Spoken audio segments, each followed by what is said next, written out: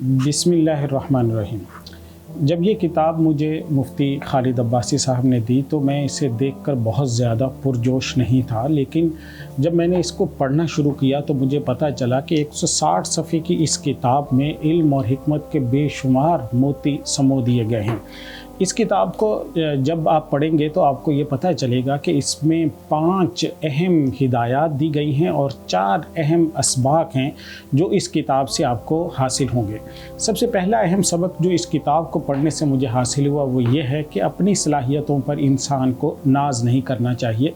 इस सिलसिले में हज़रत थानवी रहमतुल्लाह अलैह का एक वाक़या लिखा गया कि एक मरतबा वो स्टेज पर बैठे, उन्होंने खुतबा पढ़ा और उसके बाद उनके जहन में कोई बात नहीं आई। तो हज़रत थानवी रहमुल्लाह ये कहकर लोगों को स्टेज से उतर गए कि मेरे जहन में कोई बात नहीं आ रही और मैं अपनी तरह जब मेरे जहन में कोई बात ना आए तो उस वक़्त मैं इधर उधर की बातें करके आपका वक्त ज़ाया नहीं करना चाहूँगा। हालांकि हज़रत थानवी को आप जानते हैं कि कितने 1000 से ज़्यादा आपकी किताबें हैं और कितने मवाइज़ हैं, आपके मवाइज़ आज भी ज़िंदा हैं। उनको पढ़ने वाले, उनसे रहनुमाई हासिल करने वाले वो जानते हैं कि उनमें कितना बड़ा इल्म का ज़ख़ीरा समो दिया गया है।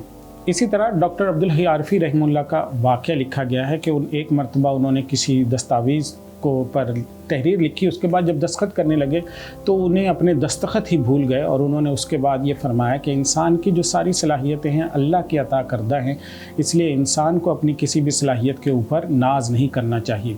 दूसरा सबक जो इससे हासिल होता है वो ये है कि सबसे पहले इंसान को अपनी इस्लाह पर तवज्जो देनी चाहिए। कुरान मजीद का ये हुक्म है अलैकुम अनफुसकुम कि सबसे पहले अपने ज़ात की इस्लाह करो और सबसे पहले अपने अंदर देखो कि मेरे दिल में कोई खोट तो नहीं है।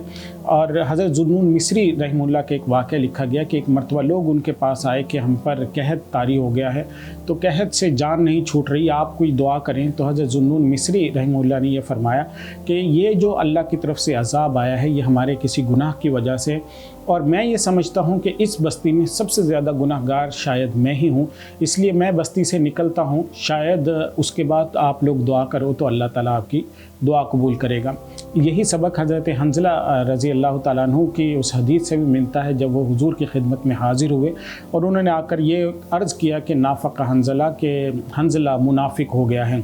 तो इतने बड़े सहाबी रसूल को ये ख़तरा हुआ कि अल्लाह के नबी की महफ़िल में जो मेरी कैफ़ियत होती है बाद में वो नहीं रहती, तो कहीं मैं मुनाफिक ना हो गया हूँ। इसी तरह हज़रत उमर रज़ी अल्लाह ताला अन्हु जो 22 लाख मुरब्बा मील से बड़ी रियासत के हुक्मरान थे, 3 बर्र-ए-आज़मों पर आपकी हुकूमत थी, इसके बावजूद वो हज़रत उमर रज़ी अल्लाह ताला अन्हु जो हैं वो हज़रत हुज़ैफ़ा बिन यमान के पास जाते हैं और उनसे ये पूछते हैं कि हुज़ूर सल्लल्लाहु अलैहि वसल्लम ने खुदा न खास्ता कहीं मेरा नाम भी मुनाफिकीन की फ़हरिस्त में तो नहीं लिखवाया हुआ।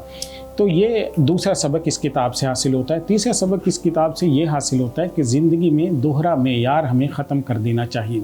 दोहरे मेयार का मतलब ये है कि हर इंसान अपना हक़ लेने की तो फ़िक्र करता है, लेकिन कोई शख्स ये नहीं सोचता कि दूसरों के जो हुकूक़ हैं वो भी मेरे ज़िम्मे हैं। तो हकीकत यह है कि इंसान को दूसरों के हक़ भी देने चाहिए और अपना हक़ लेने की भी फ़िक्र करनी चाहिए। चौथा सबक जो इस किताब से हासिल होता है वो है सूरह हुजरात का पैगाम, और वो पैगाम ये है कि मुसलमान की जो ज़िंदगी है वो मुस्तनद और मोतबर बातों पर गुज़रती है।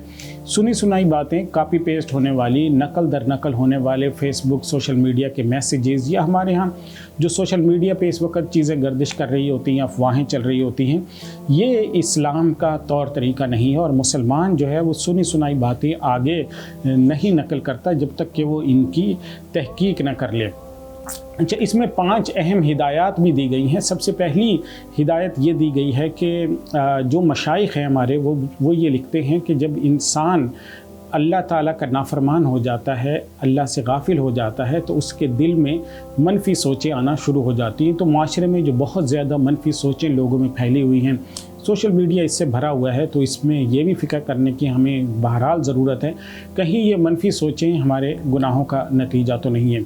दूसरी अहम हिदायत जो इस किताब से मिलती है वो ये है कि जो मनफी सोचें हैं ये हमारे जिस्म को जिस्मानी तौर पर भी तबाह कर देती हैं और रूहानी तौर पर भी हमारी तबाही का ज़रिया बन जाती हैं। تیسری اہم ہدایت اس کتاب سے یہ ملتی ہے جو حضرت مفتی شفیع صاحب رحمۃ اللہ علیہ کا فرمان نقل کیا گیا ہے.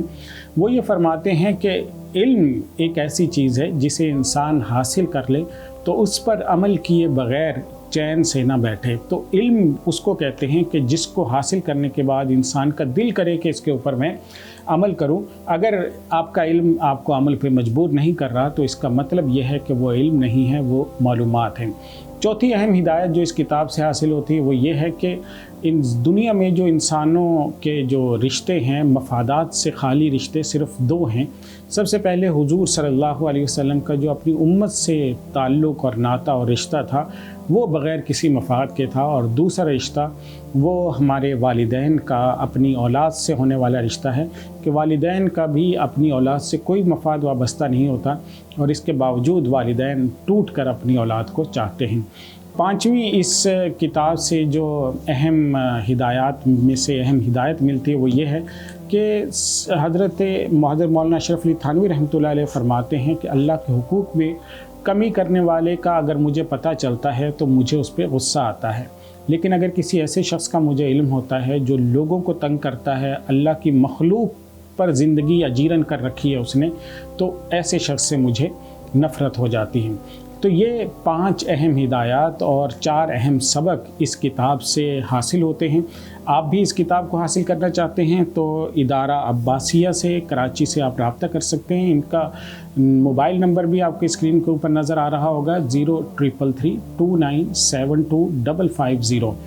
اس کتاب کی اہم خصوصیت یہ ہے کہ اس کتاب کے مصنف مفتی محمد قاسم عباسی صاحب نور اللہ مرقدہ ہیں.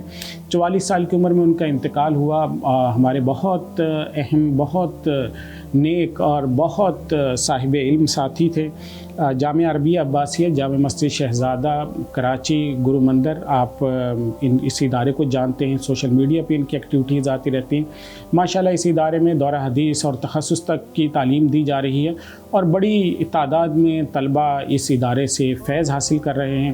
اور ان کی جو سوانح حیات ہے استعارہ علم و عمل کے نام سے وہ بھی چھپ کر آ چکی ہے. اس کتاب کو پڑھنے سے یہ پتہ چلتا ہے کہ ماشاءاللہ آپ نے چھوٹی سی عمر میں، صرف 44 سال کی عمر میں، سینکڑوں کی تعداد میں مشائخ سے استفادہ حاصل کیا، ان سے اجازت حدیث کے لیے جو سفر کیے، آپ نے سیرت کو سیکھنے کے لیے جو سفر کیے، تو ایک سیکھنے کی چیز ہے ماشاءاللہ. اور آپ کا جو صدقہ جاریہ ہے طلبہ کی شکل میں، اداروں کی شکل میں، اور آپ کی جو زندگی ہمارے لیے ایک نمونے کی حیثیت رکھتی ہے وہ کس طرح سے، تو یہ کتاب بھی آپ کے لیے بہت بڑی رہنمائی دیتی ہے، رہنمائی کا سبب بنے گی. اس کو آپ کے ہی جو چھوٹے بھائی ہیں حضرت مولانا مفتی محمد خالد العباسی صاحب، انہوں نے اس کو مرتب کیا ہے، اور ماشاءاللہ اس کو دیکھ کر آپ کو اندازہ ہوتا ہے کہ جو ان کی محنت ہے وہ کس کمال درجے کی ہے. ماشاءاللہ سے تقریباً 900 صفحات کی یہ کتاب ہے، اور آپ کو مفتی جو خالد عباسی صاحب کی مرتب کردہ اس کتاب میں بہت تفصیلی حالات مل جاتے ہیں حضرت مولانا مفتی محمد قاسم العباسی صاحب کے. تو امید ہے یہ دونوں کتابیں آپ کی زندگی میں تبدیلی کا ذریعہ بنیں گی، اور اللہ سے آپ کو جوڑنے میں، اللہ سے آپ کا تعلق استوار کرنے میں یہ بنیادی کتابیں سمجھی جائیں گی. وآخر دعوانا ان الحمدللہ رب العالمین.